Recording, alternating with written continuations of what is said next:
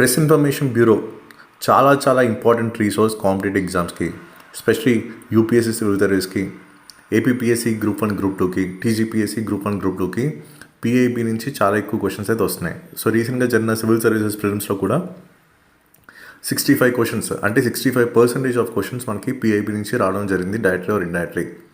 So దీన్ని బట్టి అర్థం చేసుకోవచ్చు వీటి తరకు ఇంపాక్ట్ ఏ విధంగా ఉంటుంది రేపు ఎగ్జామ్లో.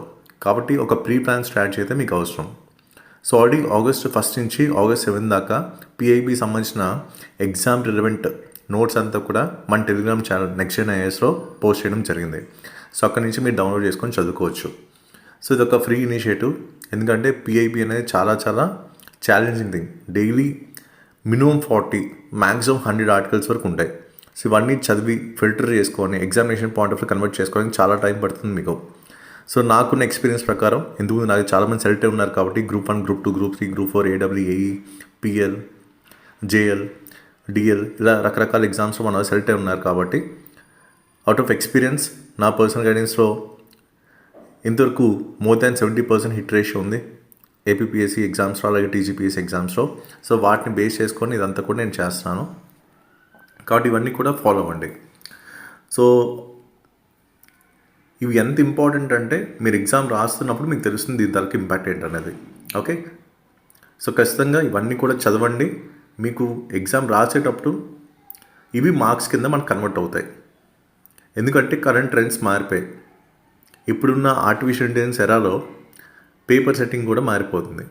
సో నేను ఏదైతే కంటెంట్ చేస్తున్నానో సో దీన్ని నేను ఆర్టిఫిషియల్ ఇంటెలిజెన్సే వాడట్లేదు.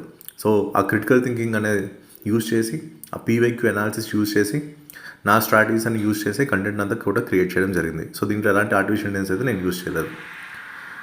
So right thinking perspective, thinking ability మీరు కూడా డెవలప్ చేసుకోవాలి.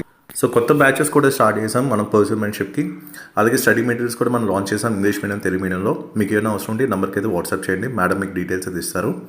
ఆల్రెడీ ఇంతకుముందు మన గైడెన్స్లో మంచి మంచి సర్వీసెస్లో సెలెక్ట్ అవ్వడం జరిగింది, అటు ఏపీపీఎస్సీలోను ఇటు టీజీపీఎస్సీలోను.